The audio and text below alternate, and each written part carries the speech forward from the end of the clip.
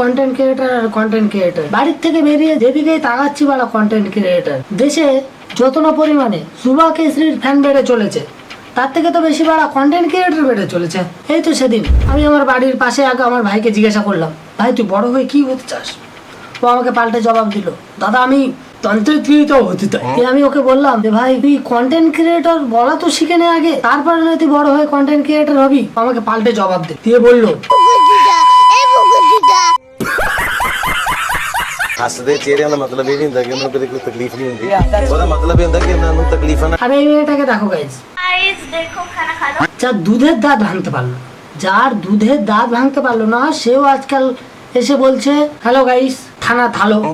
आलू की सब्जियां और पूरियां। আরে বোন, আমরা আমাদের খানা ঠিক টাইম মতো খেয়ে নেবো, তুই তোরটা খা, নাহলে দেখবি কোথা থেকে তোর মা আসবে, এসে কানের নিচে বাজিয়ে বলবে যে হ্যালো গাইস খানা খালো। হ্যাঁ, তখন বুঝতে পারবে কেমন লাগে মজা। खा लिया तने, खा लिया खाना तने, खा लिया। हेलो गाइस खाना खा लो। हाँ भाई कैसी लगी आगे स्वाद? चुपचाप से खा ले, 4 घंटे हो गए क्या बोलते बोलते। चलो गाइस बाय।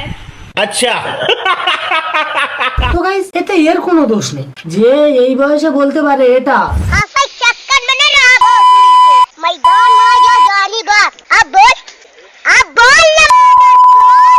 তাহলে তো ইয়ে সামান্য বলেছে হ্যালো গাইস খানা খান। মুকেশ আম্বানির ছেলে অনন্ত আম্বানির বিয়ের কিছু মাস আগের থেকে ইন্টারনেট এতটা পরিমাণে সস্তা ছিল, এতটা পরিমাণে সস্তা ছিল যে কন্টেন্ট ক্রিয়েটারদের ডিমান্ড দিনকে দিন বেড়ে চলেছিল। আর দিনে এত পরিমাণে বেড়েছিল যে পাকিস্তানের জিডিপির থেকেও বেশি বেড়ে গেছিল।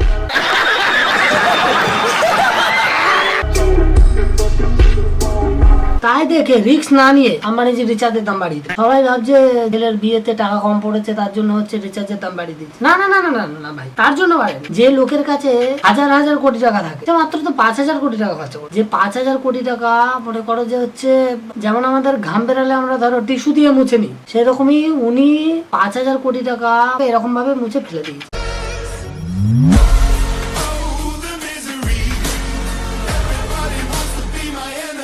তো এটা বলা বন্ধ করো যে ওনার ছেলের বিয়ের জন্য উনি রিচার্জের দাম বাড়িয়ে দিয়েছে। এক্স্যাক্টলি বিষয় ওটা না, এক্স্যাক্টলি বিষয় হচ্ছে পাকিস্তানের জিডিপি থেকে আমাদের দেশে কন্টেন্ট ক্রিয়েটারদের ডিমান্ড দিনকে দিন বেড়েই চলেছে, এই কারণে রিচার্জের দাম বাড়িয়ে দিয়েছে।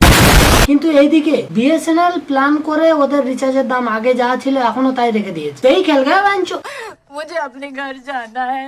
अच्छा তো হঠাৎ করে রিচার্জের দাম বেড়ে যাওয়া নিয়ে সোশ্যাল মিডিয়াতে এক ভিডিও ভাইরাল হচ্ছে। তো চলো সেই ভিডিওটা দেখে আসি। ও বাবা, আমার রিচার্জ শেষ হয়ে গেছে, টাকা দাও, রিচার্জ করবো। ধর মা, প্রতিদিন তো আমার থেকে টাকা নিচ্ছ, সবকিছুর টাকা নিচ্ছ, রিসার্চ করার টাকা তো আমার থেকে নিতে হবে। শুধু টাকা আর টাকা। তুমি যাও ওই মুকেশ আম্বানির পুজো করো, ধ্যানে বসো, জল চড়াও, দেখো রিসার্চের দামটা কমে কিনা, ওখানে যাও। আমি পারবো না, আমি চললাম।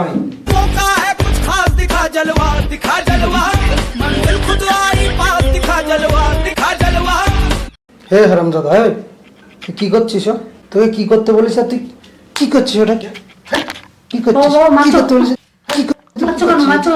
হ্যাঁ, তোকে কি করতে বলেছে? তুই কি করছিস? কি করছিস? তুমি তো বললে পুজো দিতে, আমি পুজো দিচ্ছি।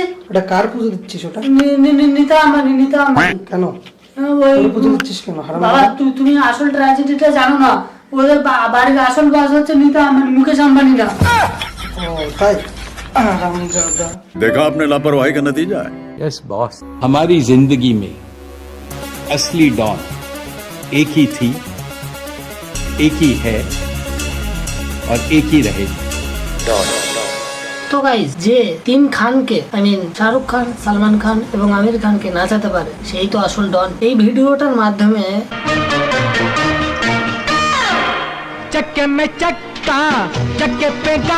মুকেশ আম্বানি জি এবং নিতা ম্যাম বুঝিয়ে দিয়েছে ইন্টারনেটে ফ্রিডম সবার আছে, যে যা খুশি তাই বানাতে পারবে। মন খুলে ভিডিও বানাও এবং লোকের থেকে ভালোবাসা অর্জন করো।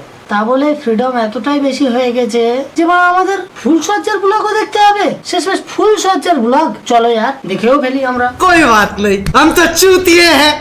और हमने जो है बेड सजवा दिया, आपने देख रहे होंगे, हमें बहुत प्यारा बेड सजाया भाई ने। বাবা তাই নাকি? তারপর टूट जाई राजा जी पलंग सागवान के। দাদা বলছি আছে নাকি আমি অনলাইনে অর্ডার করে দেবো? ভারত সরকার বলেছে হাম দো হামারা দো। দেখো দাদা ধ্যান রেখো, এর থেকে যেন বেশি না হয়ে যায়। अच्छा जानवी रेडी है তো করোনা শুরু। परेशान हो गए हम लोग 2.5 साल से, ये भी परेशान हो गए, हम भी परेशान हो गए, करो फिर। तो कैसी रही हमारी सुहागरात? क्या बोला? नहीं मार दी कमर टूट गई। তাহলে ফুলসজ্জা শুরু হতে পারলো না, আর দাদার এদিকে কোমর ব্যথা করছে। তাহলে কি আমরা যাবো কি? যাবো গাইস? চল চল চল, গাড়ি স্টার্ট করো, গাড়ি স্টার্ট করো। तो कैसी रही हमारी सुहागरात? আমরা বলছি টাকার কি এতই কম পড়ে গেছিল যে ফুলসজ্জার ব্লগ করতে হলো? আর ফুলসজ্জার ব্লগ করার জন্য ইউটিউব একটা পারফেক্ট প্ল্যাটফর্ম নয়, তোমাদের জন্য আলাদা সাইট আছে, সেখানে যাও, সেখানে গিয়ে ভিডিও করো। দাদা বানাচ্ছে ফুলসজ্জার ব্লগ আর এইদিকে চুমু খাওয়ার সময় ব্লার করে দিচ্ছে, এ কি? गजब टूबीबाज आदमी। क्या बताऊं इस रात के बारे में, ऐसे कमेंट ना करना कुछ। कैसी गई सुहागरात ये चीज? তোর মতো গান্ডু যদি টাকার নেশায় পাগল হয়ে এরকম ফুলসজ্জার ব্লগ বানাতে পারে, তাহলে সাধারণ মানুষ তো এরকম কমেন্ট করতেই পারে।